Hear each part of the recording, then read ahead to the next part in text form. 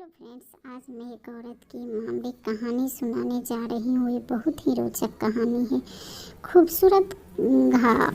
एक बड़ा सा आशियाना पुराना घर था। वहाँ करीब 40 वर्ष की एक औरत अपने पति, एक बेटे और एक बेटी के साथ रहती थी।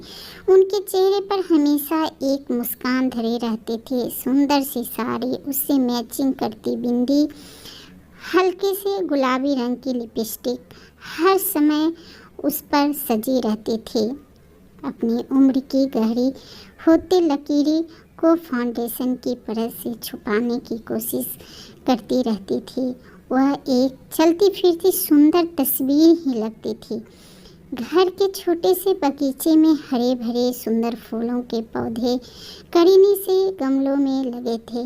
मेन दरवाजों से अंदर घुसते ही भगवान जी की एक सुंदर बड़ी सी मूर्ति स्थापित थी और मोगरा अगरबत्ती की खुशबू का झोंका एकाएक सांसों को महकाने लगता था। एक कोने की तिकोनी मेज पर ताजे अखबार और पत्रिकाएं थीं। दूसरी ओर शेल्फ पर रखी हुई आधुनिक फ्रेमों में जरी हुई कुछ तस्वीरें बड़े ही सलीके से रखी थी। उस बड़े से हॉल में से एक दरवाज़ा किचन की ओर खुलता था। वहाँ सलीके से रखे बर्तन और वहाँ की साफ सफाई उस औरत की सुंदरता को दिखला रहे थे। सामने बड़ी दीवार पर एक बड़ी सी पेंसिल स्केच वाली एक ड्राइंग फ्रेम में लगी बड़ी सी प्यारी लग रही थी और उनके कोने में उस औरत का नाम लिखा था। अपने हाथों में एक बड़ा कपड़ा लिए वह डाइनिंग टेबल पर रखी प्लेटों को पोंछकर सजा रही थी।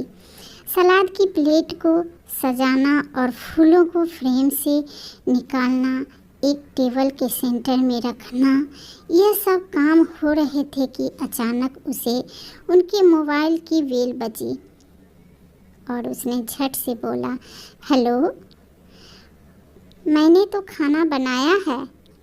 और फ़ोन कट गया। फिर उनके चेहरे पर थोड़ी मायूसी के बादल आए, पर दूसरे ही पल वह सहज हो गई, क्योंकि बच्चों के स्कूल से वापस आने का समय था। इसी दिनचर्या में से समय निकलकर वह औरत बाहर भी जाती, बच्चों की किताबें लेने, साहब की पसंद की सब्जियां लेने, घर को घर बनाए रखने का सामान लेने। स्कूल से लौटते अपने बच्चों को दोनों बाहों में भर लेती और बच्चों के साथ पति का इंतज़ार करने लगती। बच्चों की आंखों में अपनी मासूम मांग के पूरे होने की चमक होती कि माँ दिन भर कहीं भी रहे, पर उनके स्कूल से लौटने से पहले उन्हें घर में उनके पसंदीदा खाने के साथ माँ हाजिर मिलनी चाहिए। यही हिदायत पति जी की भी थी। वह सारे दिनचर्या एक घर की रहती ही है आमतौर पर, और हर दूसरी औरत के दूसरे दिन की कहानी यही रहती है। पर उस औरत की एक बड़ी मुश्किल थी कि उनकी अपनी हंसी, जो कभी खिलखिलाहट से गूंजती थी, वह नादायक थी। उनके चेहरे से जो संतुष्टि के भाव होते हैं, वे उनकी फाउंडेशन की परत के नीचे कहीं दबे थे। वह ढूंढती थी अपनी वह हंसी, पर नहीं मिलती वह उसे अपने पास। जो बच्चे अपने नहीं रहे, हंसकर पूछते, क्या खो गया है मैम, हम मदद करें? नहीं, मैं खुद ढूंढ लूँगी, वह अपनी झेप मिटाती हुई कहती। यहाँ इस कमरे में तो नहीं है ना? बच्चे शायद उनका मजाक उड़ाते, फिर अपनी पढ़ाई में व्यस्त हो जाते और माँ को भूल जाते। पर जब किसी चीज़ की ज़रूरत होती या भूख लगती तो माँ की याद आती। बेटी, जो अब यौवन की दहलीज पर खड़ी थी, पूछती, हे मम्मी, जस्ट चिल। तब लगता कि आज की ये पीढ़ी कितनी सहजता से बातों को कह लेती हैं।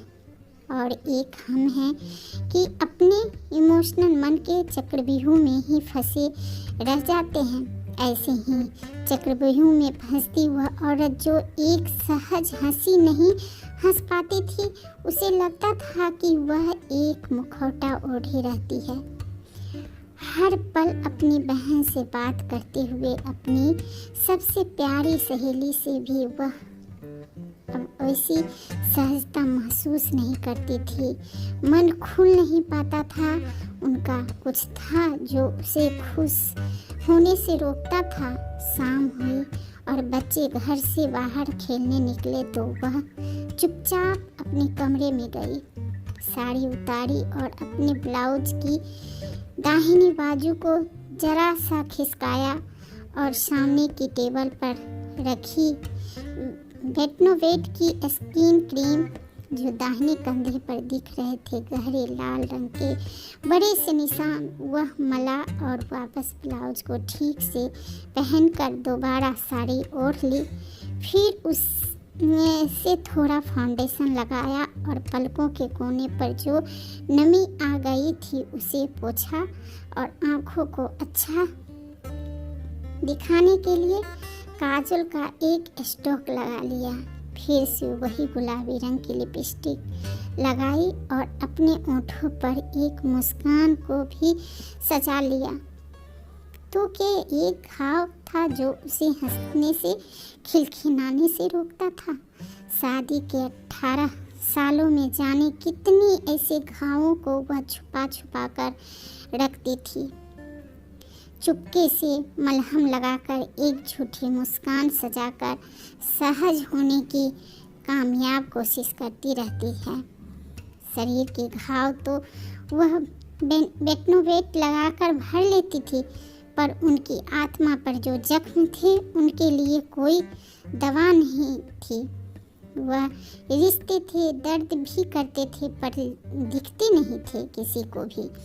रात को जब बच्चों का खाना निपट गया तो पतिदेव की कार का हॉर्न सुनते ही वह लपक कर दरवाज़ा खोलने गई।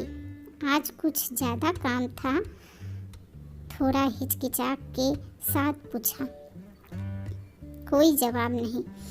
पत्नी का दिन कैसे बीता, बच्चों की पढ़ाई की कोई चिंता नहीं। एक सुघर पत्नी के होने का यही आराम रहता है जीवन भर पतिदेव जी को। खैर, फिर से रात का वह पल आया जब पति का हाथ उस औरत के शरीर पर चलना शुरू हो गया। उस घाव पर भी गया जो एक आह के साथ उस औरत ने मुंह को मोड़ लिया। वह घाव अभी 2 दिन पहले का ही तो था। थोड़ी देर में फिर वही खींचातानी।